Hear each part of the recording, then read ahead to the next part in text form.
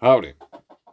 There's quite something going on, and there would be so much to tell, but I think I just try to keep it as short as possible.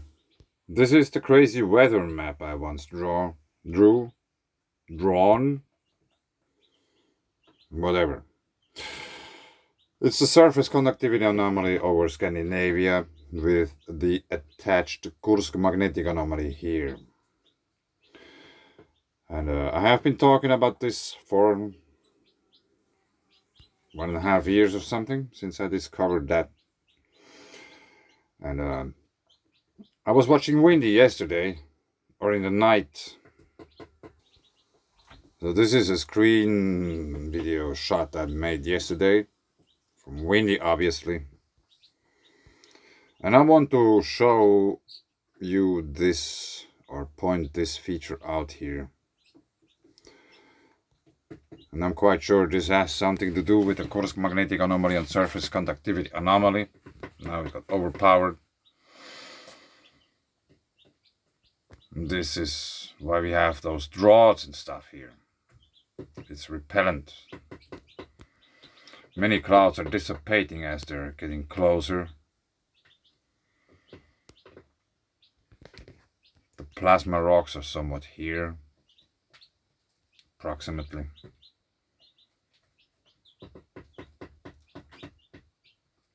It's just very interesting.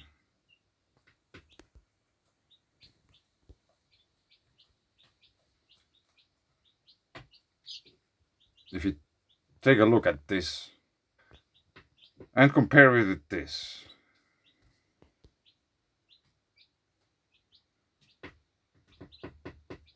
I haven't found yet any better explanation for this phenomena, but I think this is the reason why the weather is like that. I don't know how long it has been influencing the weather like this. Maybe it has been there influencing the weather like all the time. Just no one noticed. I don't know. I haven't read anything about this ever. But anyway, now to something interesting.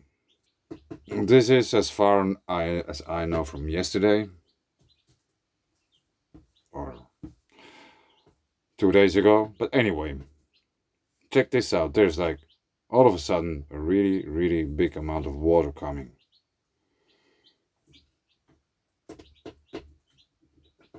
It carries, or it has even this kind of shock wave in front of it, which is really interesting.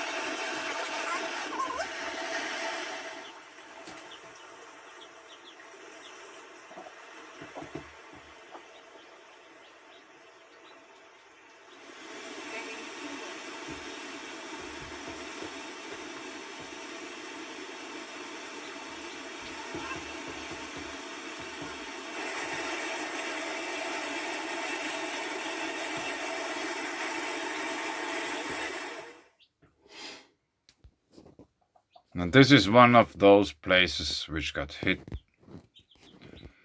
by a flood. There's a bridge, mountains, a river, ice, and everything. And this place got basically destroyed, more or less. A Psunger Flakke Erde, a special place of Earth, or the world. There is visible on the slopes of the hills these kind of white features. Many of those are really well made by weather, erosion, and these kind of things, since the sediments are to some degree very loosely just stacked on top each other. They are not fused together. That's why there are no rock, there are just sediments there. map style, everything. So I tried to figure out if there's any bathing stuff here since it has the name bath, but I didn't find any yet. Geothermal activity there, I didn't check about geothermal activity especially. We have mining operations going on and white sediments, and there's a valley from where the water obviously came. And here's also this kind of mountain here, really nicely shaped.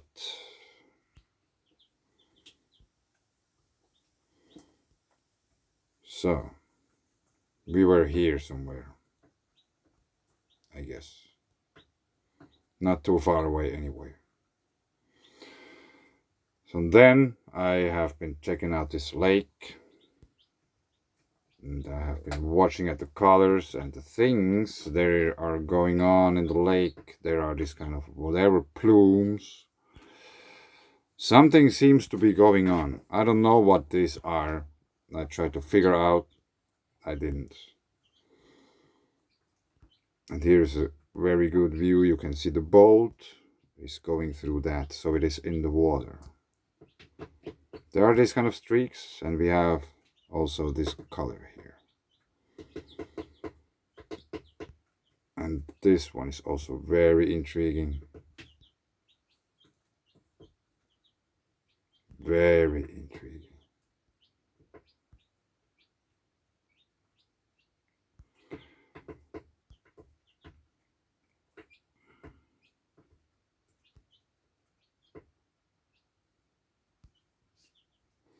So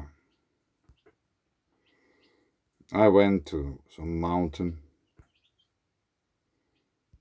and searched for pictures. Is there any clue for what are we looking at, that this could be something real and not some camera glitch with the colors? And obviously it's not, because in this picture the river has exactly the color of this band which has been in the other picture. But for example, this picture here. First I thought these are shadows. Shadows from a mountain or shadows from clouds. But the shadow of the mountain seems to be here. It's going all the way here. So this is not a shadow. And here's at the shores you can see some different colors. And that's really intriguing. I guess these are clouds hanging in the air, probably above the sea or above the hill, I don't know. But the water itself has this kind of colors. There are maybe even some streaks in the water or in the clouds, I don't know. This might be clouds, I don't know. Might be in the water as well, hard to say. Again, this turquoise color, I think it's related to gypsum in a way. And now we have a really patchy lake with many different kinds of colors. We have really nice tetrahedrons. You could make a Lord of the Rings movie there, no problem. There seems to be also some brighter patches appearing every now and then on the lake too. And I have been talking about glaciers being volcanoes and the Alps being an active volcanic region, geothermal activity is part of volcanology and all these kind of things, which might seem crazy to many.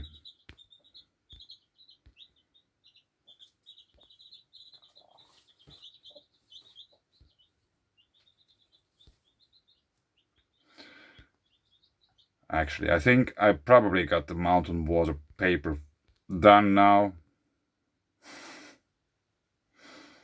It's basically done.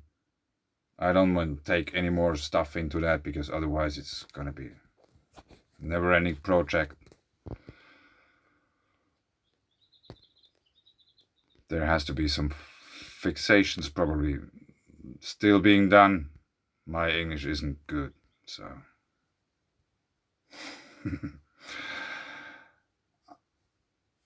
This I just found today, and I started to make a video about this earlier, but then I dismissed it and I found something else. So, this is Lake Brienz. It's the lake with those patterns here. Okay. The 1996 AD delta collapse and large turbidite in Lake Brienz. Article in Marine Geology. In the middle of the Alps. And you scroll down. I will put links below to that. You can read the whole thing. This is the lake, and approximately here we had the floods. If you go down, you will stumble across something really interesting. Not only that we have something going here on, like in this bathymetry map or whatever map it is.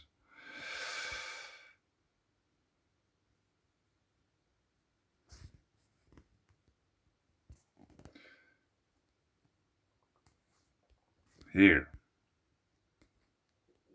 On April 24th in 1996, a sunny and windless day, workers from Are Keys, Are is the river, Keys is gravel.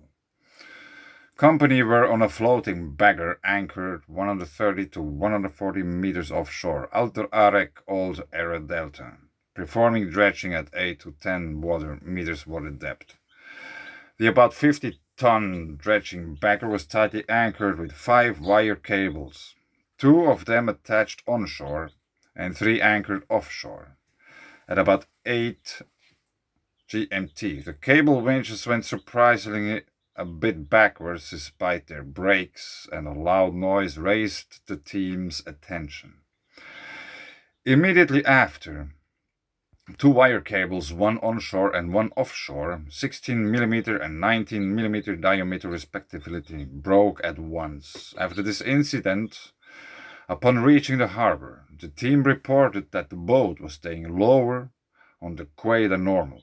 Sometime later, the workers noted that the boat was then staying a half a meter higher than its former position and deduced that the lake level was greatly fluctuating without generating any noticeable surface waves. The time period between the highest and lowest lake level, with approximately half a meter amplitude, was 15 to 20 minutes and is identified as a small tsunami wave.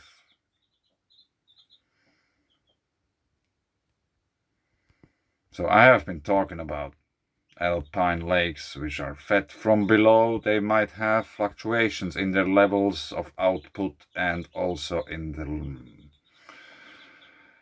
material which is coming out. Is it just water, or is there something else also emerging from the depths of the lake?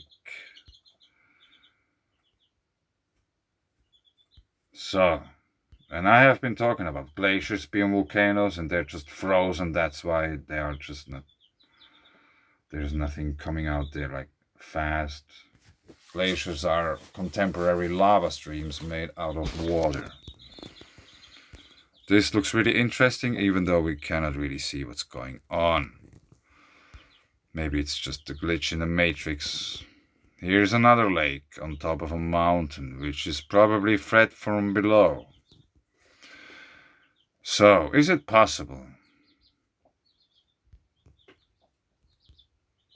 Let's turn it like that.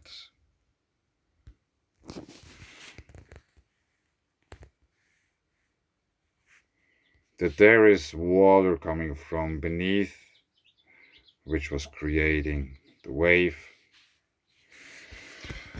which also means that the fluctuation might be much bigger ones, there's just more than half a meter of water. So I think this is a very, very nice proof of scalability of those alpine water bodies really having the possibility of fluctuating, and I think we have to take into account that they are fluctuating on different levels.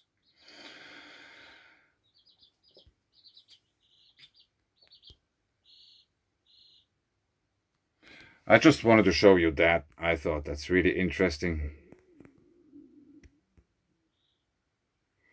Really, really interesting. Hogant, I have been talking about Hogant, I guess. So, floods in the Alpine region might only be partially related to the actual weather occurrence up in the sky, hence rain. It is always a part of it, of course. But somehow, like all those flash floods you see there in the Alps, how they start, all of a sudden, just there's a huge amount of water coming. And usually it starts to rain rather slowly and it will end rather slowly, and then it's over. So you could expect the water would somehow rise, how to put it, slower at least, and not just a boom. If you watch at those debris flows and stuff, and imagine this would be a giant glacier somewhere up there in the Alps, which just suddenly erupts and takes everything which has gathered in the path of its discharge path with it.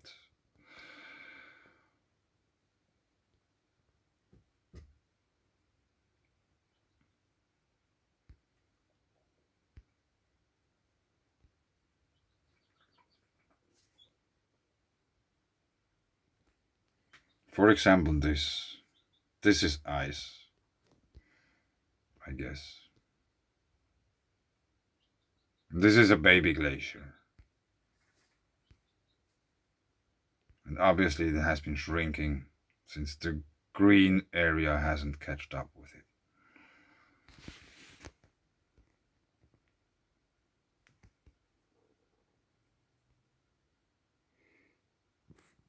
Let's see if we can go to the source of that.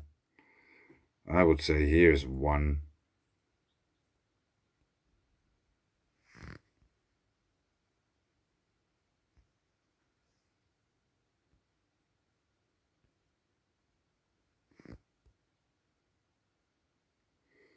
Here might be a second one since we have this line here going through.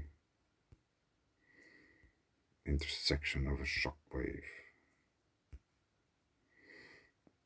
Yeah, I don't think there's too much doubt that there's like every now and then something coming out of the mountain.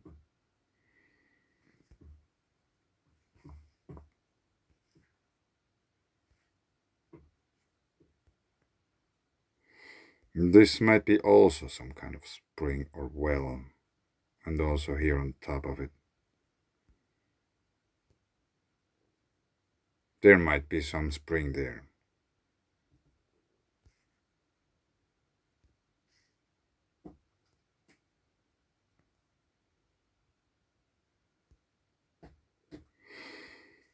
Yeah, but I think I'll leave it here. I think this incident in the Brienz Lake is really, really interesting. Windless day and sunny, and we had a tsunami. Nothing happened. Barely anyone noticed. But it happened. So the river, not the river, the lake has to be fed from below. And this is proof for the fluctuations. And you have to remember the scalability of this. It can be much more than just a half a meter. And there are many of those water bodies up in the mountains and in the valleys of the mountains. So if this tsunami from this lake, which happened somewhere here, will happen today in a much bigger scale, let's say 20 meters. There's a 20-meter tsunami all of a sudden happen from this lake on a windless sunny day. No one can blame the weather or these kind of things to that. We had the glacier bursts yesterday or 2 days ago. started from the peak. We have the Yellowstone National Park. We have the Illgraben, which is also not too far from here, but I probably don't start to search for this now. Illgraben. Somewhere here, probably. Brothers Pretty. No. I don't know where it is, but anyway. Really interesting lakes we have in the Alps. Just imagine. Measure this quickly. At point. 15-kilometer long water body creates all of a sudden a half-meter tsunami on a windless sunny day. Mountain water. Thanks. Bye.